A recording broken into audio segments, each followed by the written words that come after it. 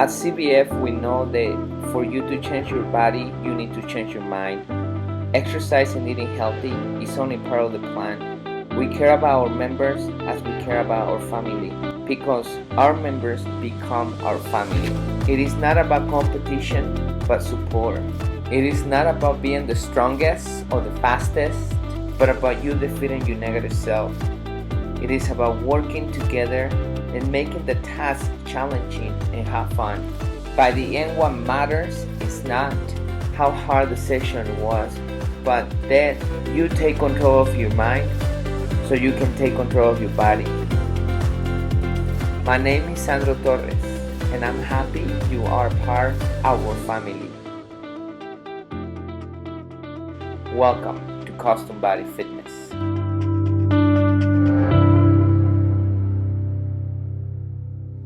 I want to start this talk by motivating you and tell you how does it feel to be out of shape. But I've been lying. I never been out of shape. I started exercising since I was 19 years of age. And before that, I used to drive a bici taxi. That's like a bike with a cart in the back where you pull people and take them to places in Mexico. So I never been out of shape. I'm proud of that, honestly. I'm very happy that I started exercising when I was 19 years of age because I never suffer for being out of shape, except the times that I take vacation. I notice when I go away for a week or 2 weeks every year and I come back and continue exercising, it gets a little difficult. I don't lift the same weights. I have to lower a little bit because I become weaker, but within 2 or 3 weeks I regain my strength again. But being completely out of shape, I never been there. But I can tell you the testimonials of some of our members that have told me. Has been a couple of our members that said they're actually they're housekeepers and they say they used to take the stair steps and they run out of breath. They take 2, 3, 4 steps, sometime more, and they run out of breath and they need to catch their breath so they can continue. Other members told me how it feels embarrassing to be behind when they go hiking or biking because they can't catch up the breath. They're out of shape. They can't keep up with their friends. And it's embarrassing to tell them that they don't have the ability to keep up with them. And instead of that, they come up with an excuse so they can stop and go back. And another thing is, other members told me about how difficult it is to move furniture or carry their luggage to the airport. It's interesting how being out of shape affects your life. And the opposite is true. I remember one of the members told me one day that she's a woman, young woman, she's very attractive. And a guy approached her and told her that if she needed any help with the luggages because she was carrying 2 luggages. And she said she was dragging it, those wheels, but then she needed to put those in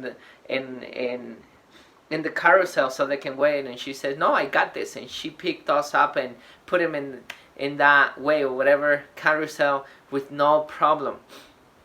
I also read a story of a guy that I don't know. I don't remember the story because it has been a while since I read it.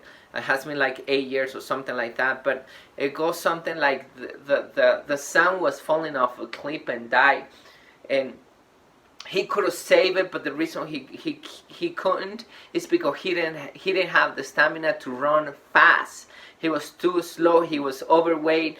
That he fall off the cliff and died.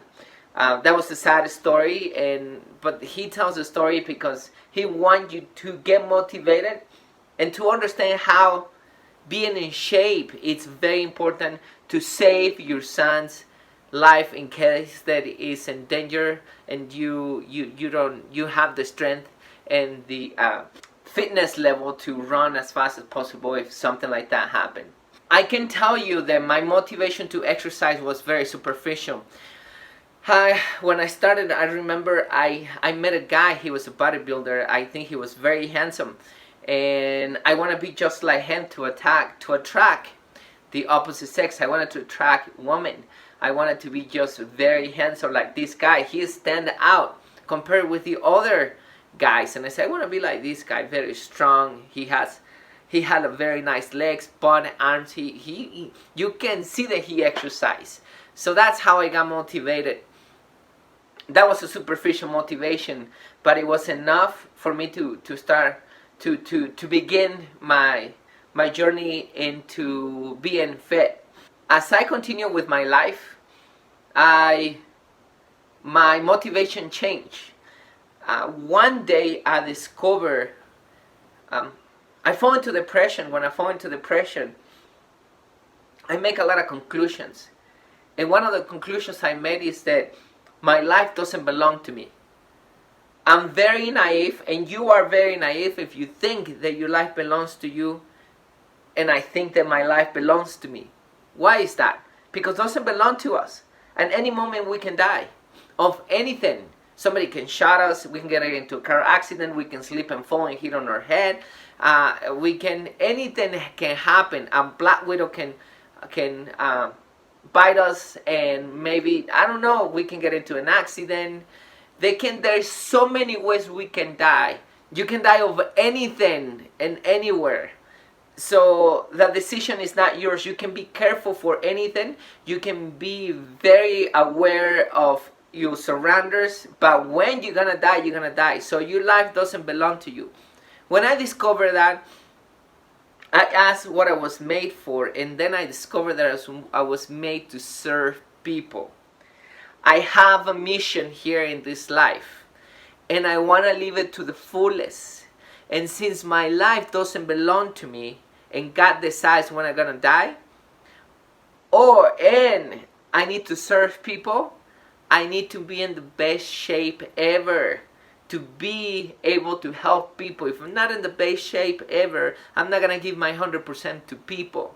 That's how I started to divide my life in different areas in my life, and getting in shape in different areas in my life, not only in my health, my connection with God, my health, my family, my finances, my career, which is my mission. So when that happened, I stopped worrying so much about being an attractive guy. I stopped worrying about just growing muscles for growing muscles. Now I care a lot about my health. I start eating healthy.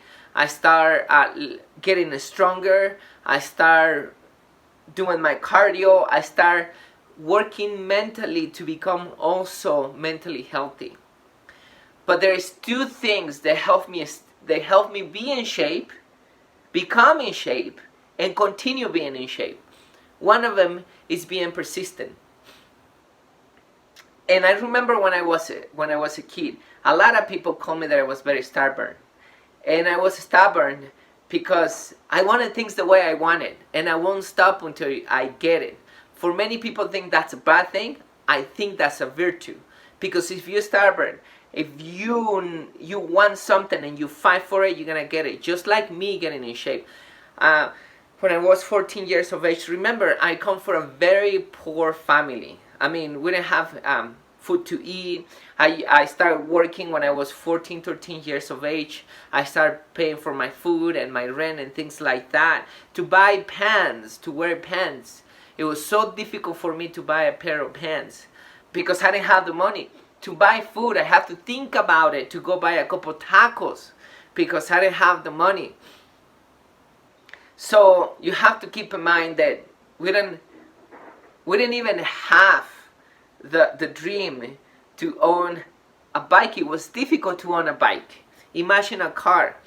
And I remember I started hanging out with friends that used to drive public transportation, and their private public transportation. I used to hang out with them. I was around 16, and I used to go with them every time and ask him, like, teach me how to drive. And they will get very angry with me and say, I just tell you, I won't teach you. I'm not gonna let you drive this thing. You're not gonna learn with me. And I used to go every time until they give up on me and they say, okay, I'm gonna let you drive. This is how you drive. So pay attention. Just pay attention to how I move the pedals. Pay attention to how I move the stick. And to pay attention and the mirrors, paying attention and everything I'm paying attention to. So I started paying attention. He thought that I will not get. They thought, because there were a couple people, there were brothers who were teaching me how to drive. They probably thought that I will get discouraged. But as I pay attention, I will continue to ask them, and finally they let me drive. And that's how I learned. My point out of that, I was very persistent. It took me months before they say yes. So I'm the same way with exercising. My persistence have helped me achieve many dreams. They have helped me progress in my life. It makes me happy because I don't give up. If I want something, I go get it. And if I don't get it, it's because it wasn't for me, but I don't stop. I don't stop because I don't give up. So when I exercise, the same thing. When I started exercising, and that's how I became a personal trainer, then a health coach, and then I opened the business, and so on, it's because people saw my passion. And when I exercise, they think I was a fighter, they think I was a bodybuilder, they thought I was competing for something. Then some people asked me if I was a personal trainer, and I was nothing of that. But because they saw the passion in me, they think I was special. And the only thing that I think I'm special is that I'm persistent, which you can also be. You can practice persistent. The other thing that it's super important, and I studied this, I read this, not only read it, I studied with my client this, I can see my clients, I can see it on me, is that regressive mentality. I had a client, and it's not only one, there is many. And that's when I come to my clients and I talk to them. I told them the truth because I want them to progress. I want them to get to their goals, and I want them not to give up in life. I want them to be young. I want them to be powerful. I want them to be bright. I want them to be passionate about the things what they do. I don't want them to give up. So when I see this kind of pattern that I'm going to tell you in a minute, I approach him because I want the best. I want to get the best out of them. But yes, I had a couple clients that no matter what I did, I couldn't persuade them to continue moving forward. And yeah, I'm not blaming them. This is my fault because I should be able to find a way to persuade him. But I'm going to tell you the story of one of them. I remember she came with me. She was with us for around 3 months, 4 months, maybe 5 months. And she came with a lot of misconception, a lot of lies about weightlifting. And in the first month, she let me push her a little bit. First, second months, we were pushing it. She was doing chest press. I believe she was starting with 15 pounds. And then at the second month, she was up to 20 or 25 pounds. She lost some weight. She was very happy with the results. She started getting muscle tone. Then she started complaining. The wrist, the shoulder, the elbow, and so on. Whatever you want to call it. That this hurt, that hurt. And she started thinking that it was too much weight, the 25 pounders that she was lifting. I couldn't do anything to make her lift those 25. Doesn't matter what I did, she didn't do it. So she went back to 20s. And then the 20s were heavy. Because remember, if you're not progressing, you still spend the same energy or even more energy resisting your progress than just try to do less than what you're doing. And not only that, you also paying the price or losing the muscle and gaining the fat that you already lost and gained. So it's not because I want people to lift heavier weight. It's because it's for their own good. Because I want them to get toned. So then after those 20 pounds, she went down to 15, and I believe she went down to 12. And came to the point that she gained all the fat, she lost all the muscle, and she came back where she started, back in the beginning. That's a regressive mentality. And I know when people think that way, they're already given up. And since I'm not planning to quit and I'm planning to die, I'm planning to live to my fullest. I don't want to have a regressive mentality. So every single time I go to the gym, I lift the same weight. Doesn't matter how I feel. Doesn't matter if I'm sick. Doesn't matter if I have the energy. Doesn't matter if I'm dehydrated. Doesn't matter if I sleep enough. Doesn't matter if my wrist hurt. Doesn't matter if my back is bothering me. Doesn't matter if I cut my finger. Doesn't matter anything. I lift the same weight because I don't want to have that regressive mentality. The only time that I don't lift the same way, I go lower 5 or 10 pounds, is when I take a week or 2 weeks off because I become weaker. Doesn't matter if I try to do it. It's not possible. But my mentality is going back where I used to be in a couple weeks. And then continue progressing. So this is what happened with the regressive mentality. If you're regressing on your weightlifting, if you're regressing in life, if you're not planning or thinking about progressing, you're already giving up in life. You're in life. You're already dying. You're not living to the fullest. So if that's what you want to do, that's perfect. But for me, it's not a choice. So that's what keeps me in shape. Think about that. I stay in shape. I feel like 23 years old. I'm 40. And I'm stronger than ever. And the reason is because I have those two things. I have persistent and a progressive mentality, no regressive mentality. So those are the things, those are the two things that help me to stay in shape. As I mentioned before in this talk, my life doesn't belong to me. It belongs to the people. It belongs to the family. It belongs to the community. It belongs to God. And of course, I'm not gonna take my health for granted. I'm not gonna give up. I'm going to take care of my health or my body because I owe it to the people who are around me. They depend on me like I depend on them.